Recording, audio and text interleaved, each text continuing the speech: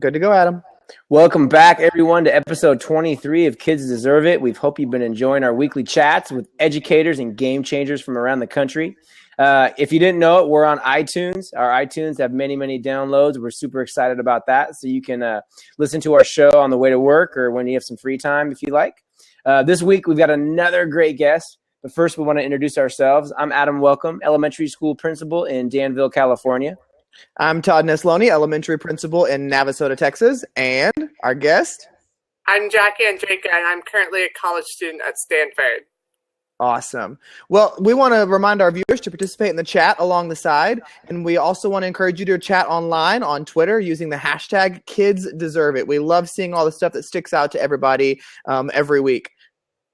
So, Jack, we got a few questions for you. So, for those of you, us who don't know who you are, tell us about yourself.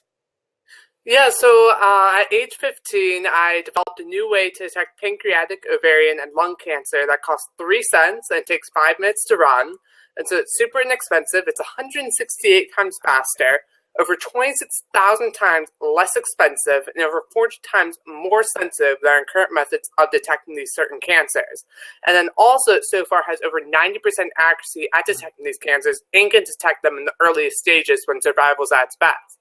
But also could be broadly extended and detect really anything. So it could detect things ranging from Alzheimer's, other forms of cancer, HIV/AIDS, and heart disease. It could detect things that are in your water, like environmental contaminants like lead or mercury. It could basically detect almost anything, and all for 3 cents in 5 minutes. That's cool. amazing. And you did that at what age again? I was 15. I was a high school freshman, and so now I'm moving on to cool stuff like nanorobots and other types of sensors. Nice. That's awesome. Very cool. Well, Jack, when you were in elementary and high school, what kind of teacher stood out the most to you, and who kind of made an impact? So I would probably say my 11th grade AP biology teacher was the best teacher I ever had because she just always broke like complex ideas down to these super easy to understand kind of metaphors and analogies that you could relate to and you could visualize these really complex topics with. And so, for example, we would just like to look at natural selection, like DNA, like certain gene like frequencies and like populations. We did things with like edible teddygrams and stuff like that. And it's those types of things that really drill in those concepts because they're memorable and kids can relate to them. And also, she was just always open to kids doing exploration in her class. So, for example, I could sometimes sit in the back of the class and read articles and stuff, unlike my past biology teacher that would steal my articles. Oh, no. I remember you talking about that before. Yeah, Very so cool. my 8th grade bio teacher would steal all the articles I brought into class while I was this bio teacher. She was like, go on, go experiment, read, and like, so I could like do my own experiments in the back of her class and like read and stuff. And it was great. So she was by far my favorite. Awesome. Jack, what would you say is one thing you wish more teachers understood about teenagers? One thing that I wish teachers would understand more about teenagers would probably be that teenagers, while they might not know a lot of things, they have a lot of kind of spunk and tenacity. And I think that kids really have the capability to go out there and change the world with their ideas. So never underestimate teenagers because, I mean, maybe the next one could find a new way to detect pancreatic cancer. And so always never kind of condescend to teenagers because I at least as a teenager, that was my biggest pet peeve when people would like think less of me because of my age. Because great ideas don't lend themselves to people just because of their age. They can come to anyone, regardless of where you're from, age, or gender. And so, never underestimate someone based off their superficial characteristics. Nice. Well, and I know in your story, too, of kind of when you were looking into developing the sense that you've developed, I mean, you were turned down by all kinds of adults and institutions, right? It wasn't like 200 or something?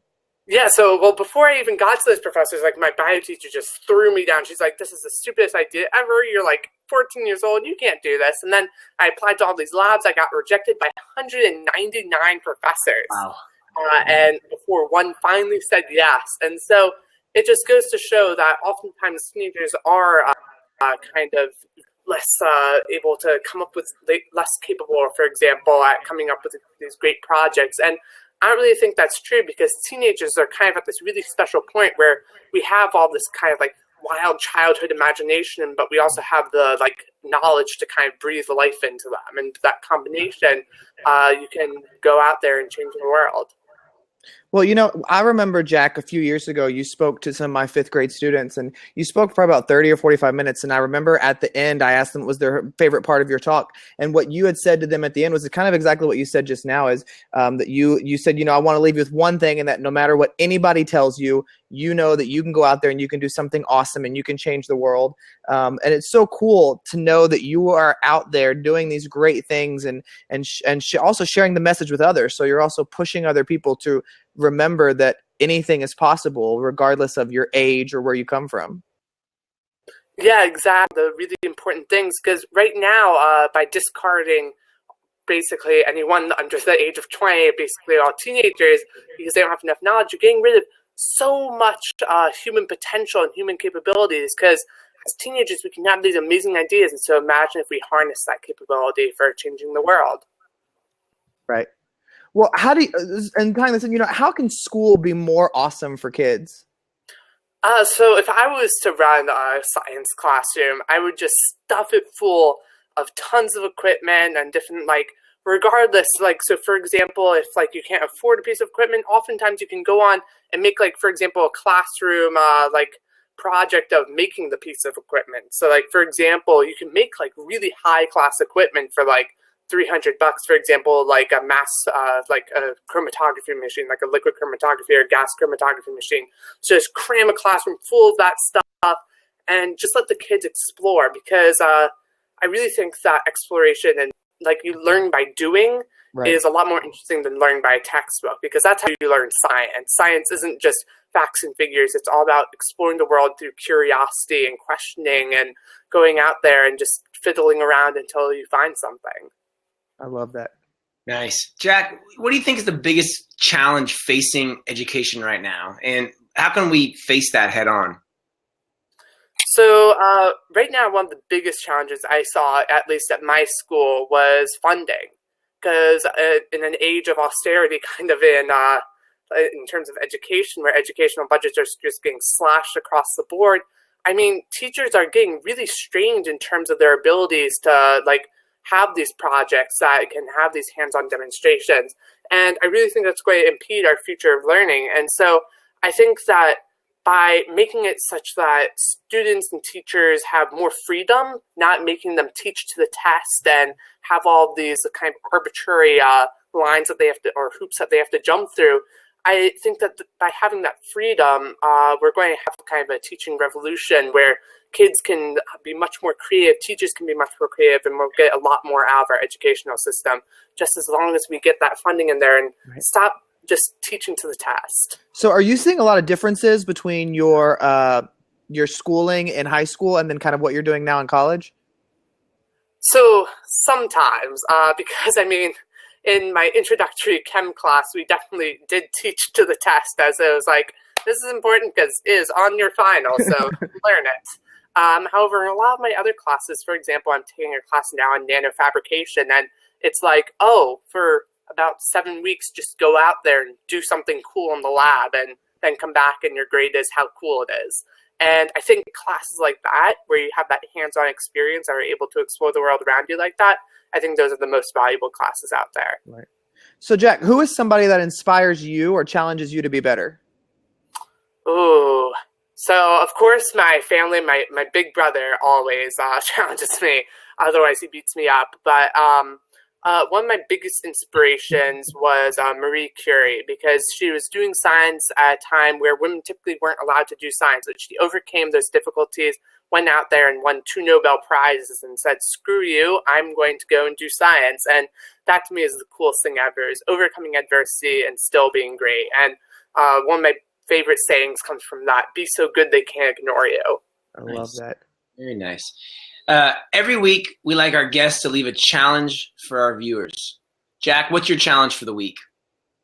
So my challenge would be is to go out there and find just any scientific article out there. So one of my favorite sites is ScienceDaily.com, and just find an article, read it, and try and explain it to someone who is close to you. So for example, try and explain it to either your like sibling or your mom or really anyone out there.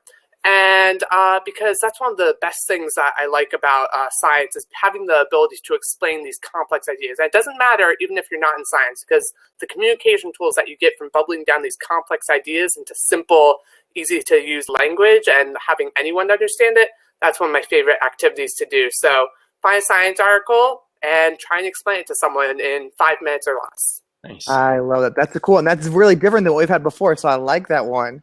Definitely. Well, Jack, thank you so much for coming on with us today and for rushing out of your class to be on the show. I really, really appreciate it.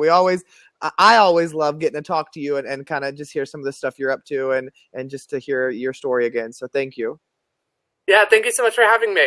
Thanks, Jack. Have fun at college. Hey, See you later. see ya.